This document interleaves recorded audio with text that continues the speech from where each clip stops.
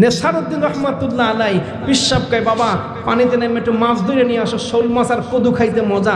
সবাই নামছে, নাইমা শীতের দিন থরথর করে কাঁপতেছে, কি আর শোল মাছ আর কি আর কি কচুরি পানার মধ্যে জোকে ধরে।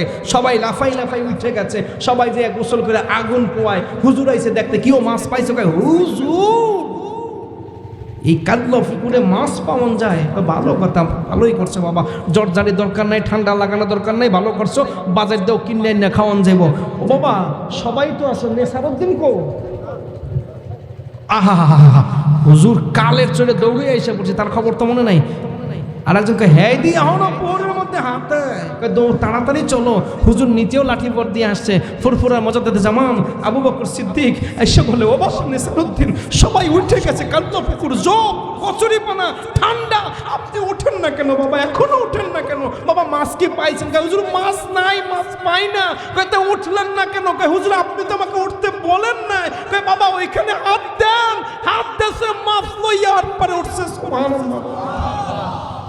আমরা তো সেই দরবারের মুরিদ।